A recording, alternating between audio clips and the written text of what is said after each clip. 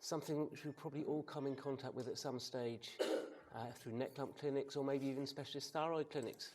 So, this is how our patient presents to us. Well, maybe not all quite that size, but certainly you'd expect them to have a thyroid mass initially.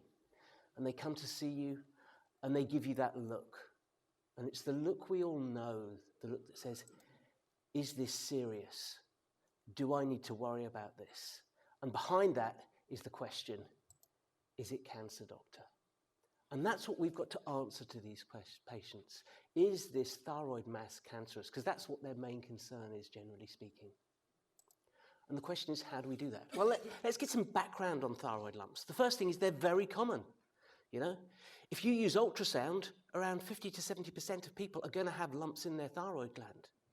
Fortunately, most of those aren't going to be clinically obvious. But nevertheless, if you go around feeling people's necks, around 4 to 7% of the adult population will have clinically significant nodules in their thyroid. But out of those nodules that are clinically significant, less than 7% of them are going to be malignant. So the vast majority we don't need to worry about. And then there's this confounding fact that actually, if you take a lot of thyroids out, a significant percentage of them are going to have cancers in them anyway.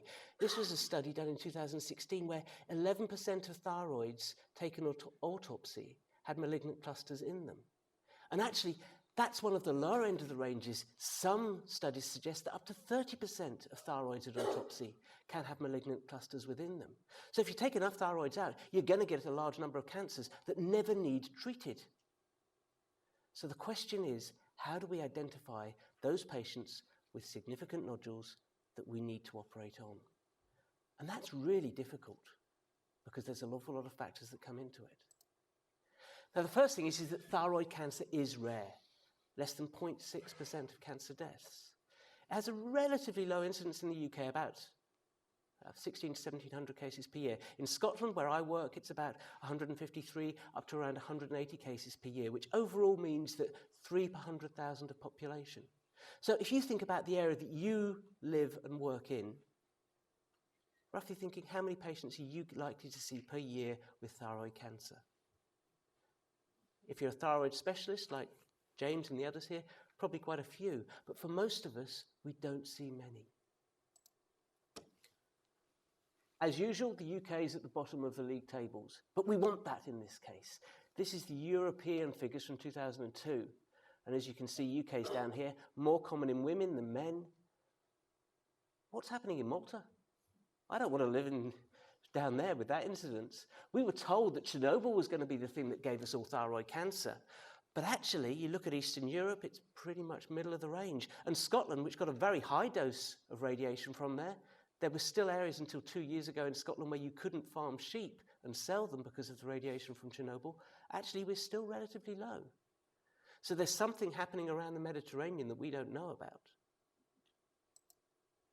These are the figures for Scotland. As you can see, it's been increasing, and this has been throughout the world. We're seeing a rise in the diagnosis of thyroid cancer. Not a rise in the deaths from it, just in the diagnosis. And at the same time, remember I said that if you took enough thyroids out, you'd find incidental thyroid cancers within it? That hasn't changed either.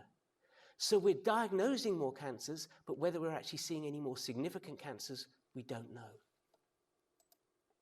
Now, you'll all know this. Commonest, it's going to be your differentiated thyroid cancers, your follicular, your papillary. Medullary thyroid cancer, something to be concerned about, 5% of them. And then you've got your nasty anaplastic. And let's not forget that lymphoma can present with a thyroid mass. We all know about this. Differentiated thyroid cancers, they're the commonest. They're TSH dependent, which means you can suppress them with thyroxine. They take up iodine, which means you can use scanning. And they produce thyroglobulin, so you can assess a response to treatment. They're very easily treated in the majority of cases. Medullary thyroid cancer, well, this is different, and there's going to be a talk on this later on. But the key point in this is that they produce calcitonin, which means that our endocrinologists and our physicians love it because they've got a blood test to diagnose it with, as opposed to do anything nasty like a biopsy. They can be associated with MEN type 2, but I'm not going to go into this because we're looking at thyroid masses, not specifically at medullary thyroid cancer. And then anaplastic, nasty aggressive disease, Majority of patients are going to die within 6 months, and it's questionable whether we should do anything with these patients once we make the diagnosis. So the question is, how do we assess them? Well, let's not forget clinical examination. You know, it's very quick to rush to do scans and various other things, but examine the patient. Is there a mass? Is it diffuse or localized? If it's diffuse, then this is unlikely to be a malignancy. If it's localized, it could be, and you may want to get a biopsy of that. Is there any evidence of any neck disease? I've put blood tests here because they are important. If you've got a thyrotoxic patient, you really do change what you do. You manage that primarily. But actually, most of the patients that see us have already had their thyroid function tested by their general practitioners. Some places in Europe, when they identify a thyroid mass, would routinely do a calcitonin level. We don't do that in the UK because we use more FNACs. But it's something to bear in mind that when you look at different healthcare systems, they will have different policies. It doesn't mean they're wrong, it just means they're different. But back to what we do. There are various things we can do if we identify a localized thyroid mass. Now, the gold standard is actually this, a blind FNAC by a cytopathologist. This is where all these figures for the sensitivity and specificity from FNAC came from, done in units like the one in Glasgow, like the one in Aberdeen and various other areas, where you had a cytopathologist going there, feeling the thyroid mass, popping a wee needle into it, taking the specimen, looking at it straight away, identifying, does what I'm seeing on that microscope agree with what I'm feeling in the patient? And if it doesn't, they repeat it straight away, which means that they significantly reduce their sampling error, but also means that they reduce the error that our surgeons have when we try and plate these things out. Because if you do this, if you do a blind FNAC in your clinic, yes, we may hit the right thing, although in a third of cases we won't, but we then create the secondary error of being unable to plate it out properly. And we only find that out 2 weeks later when we get the result back. Because of that, we then moved on to getting our radiologists involved. So we've got ultrasound-guided FNAC, ultrasound-guided core biopsies. So these are all other assessment options that we can do. You can go for radionuclide scanning, but actually these days we generally don't, unless they're toxic and we're looking for a toxic nodule. An MRI and CT, we don't bother with that, not for the assessment of a thyroid mass. With all these options, you get graphs like this. Now, I get dizzy looking at that.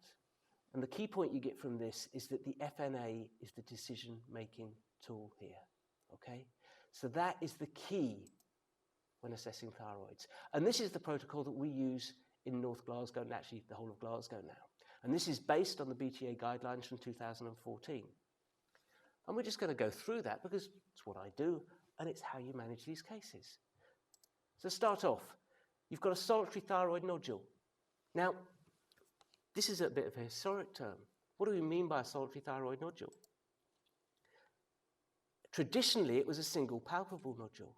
But in this day and age, with scans being done for lots of different reasons, it may be an incidental nodule done on, say, a CT scan of the chest that picked up something in the thyroid, a PET scan, a scan of another part of the neck where they looked at the thyroid and picked this thing up. All these things come under that umbrella term. But it may also be part of a multinodular goiter, the most suspicious nodule in that. But the only way of figuring that out is by actually physically doing an ultrasound. Are solitary nodules more likely to have cancer than multiple nodules? Well, there's various studies done on this. This from 2005, another from 2012, which showed that you're just as likely to have cancer in a multinodular disease as you are in singular nodular diseases. So no, the number of nodules doesn't matter.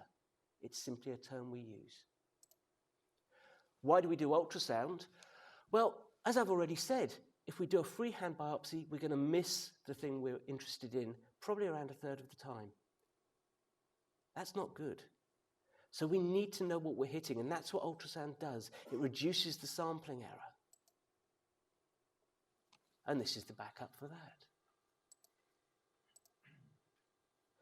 We use it to define the size, position of the lesion, and also accurate position of the biopsy needle. But we shouldn't use it to diagnose the condition in the first place.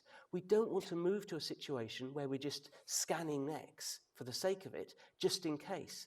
Because if you do that, you're going to pick an awful lot of disease up that never needs treated. And that's possibly part of the reason why we're seeing a rise in the diagnosis of thyroid cancer in the absence of the clinically relevant thyroid cancers. But we can use ultrasound for so much more. In addition to a sampling tool, it's also a potential assessment tool. We get information on the ultrastructure of it, the vascular pattern, the invasion of surrounding structures, and also lymph node assessment. The only problem being that I can't do that. I've got to rely on a radiologist because I'm not good enough to do that overall assessment. I can run an ultrasound probe over somebody's neck and I can identify a specific lesion, but I don't do enough to be able to do the entire neck. And I wouldn't want to because there are people who are better at it than I am. And those people that are better have identified various factors that are likely to suggest whether this is benign or malignant. And this is a study. You don't need to understand this because I certainly don't. But basically, they've identified various areas of it, various features that suggest a nodule is benign or malignant. Now, if it's a spongiform nodule, it's likely to be benign.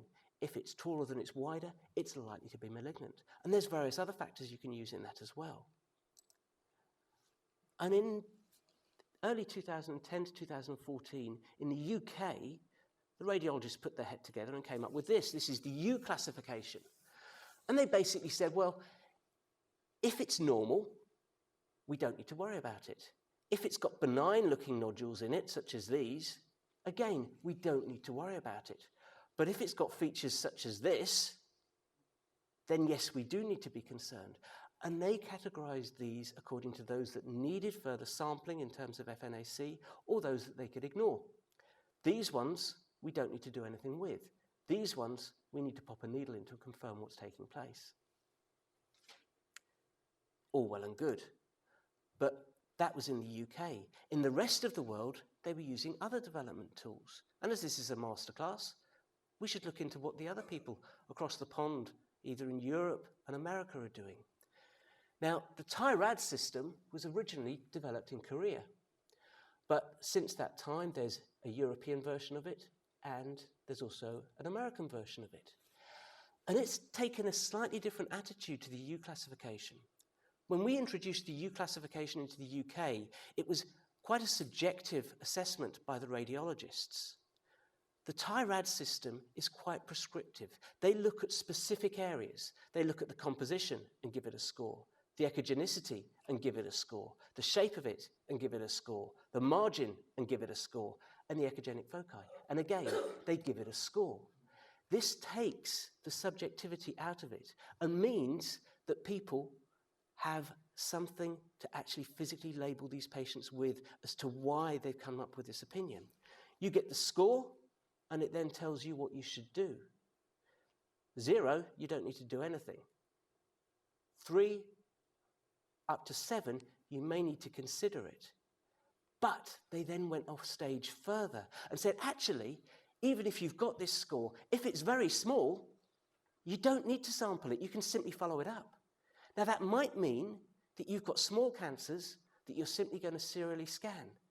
But it means you've not got a diagnosis of cancer, which means we then aren't obligated to consider surgery in that case. And for me as a surgeon, that is very useful. And this is something we should consider. Is it effective? Well, if you get a thyroid score of 1, they found 0 cancers. And they've studied this extensively, both in Europe, Korea, and in the States. Thyroid score of 8, you've got 81%. Cancers are going to be in that group. So it reduced the unnecessary sampling rate down to 17%. Very high sensitivity, but look at that specificity, only 52%. So you can't rely on ultrasound alone. But it does mean that you can exclude a lot of patients that under the British U system would probably have got sampling taken place, because we don't have that cutoff of size as to when we should sample yet. Now, we do still need the FNAC. And FNAC is very useful in picking up papillary, medullary, or anaplastic cancers. Not very good at follicular thyroid cancer. And the reason for that is, of course, that follicular thyroid cancer, cytologically, they look the same. It's only the histological behavior of them that dictates that they're malignant. If there's pericapsular, perivascular, or hopefully not, but perineural invasion, then it's malignant. If it's not got any of those features, it's benign. So therefore, the only thing we can do is take the whole thing out if you've got a follicular lesion. Moving on to that, That's why we've got the thigh classification there. Developed in the UK, similar to the breast system used elsewhere. So we've done our needle biopsy, having been guided as to what to do by our ultrasound. This is the thigh classification, but what do we do in real life? Well, if it comes back as inadequate, clearly we've got to repeat it. If it's come back as thigh 2, suggesting it's benign, well, you think, well, why do we need to repeat it if it's benign? But we're saying we should repeat it after 6 months. Why is that? The problem is because we've got ultrasound, which is now screening out the clearly benign lesions, we've now got a mismatch. We've got an ultrasound that says there's something that's at least suspicious there, and a needle biopsy that says it's benign. Now that could be sampling error. Even with ultrasound, you can get it. Or it could be an error on behalf of either the ultrasound or the histology. We just don't know. And that's why we need to repeat it. Once we get 2 pieces of information that say that something's benign, we're happy. But when you've got one saying something and one saying something different, we've got to take it further. Is it useful? Well, yes. Lots of evidence to suggest that serial investigation is appropriate. It reduces false negatives. But we need to be very careful about when we repeat that biopsy, because the problem is the very action of popping the needle in will create regenerative changes within that nodule. And if a cytologist then looks at that too soon, those inflammatory regenerative changes can look like atypia, and you'll end up taking it out. So you've got to wait really a minimum of 3 months, and in some cases 6 months, before repeating that sampling.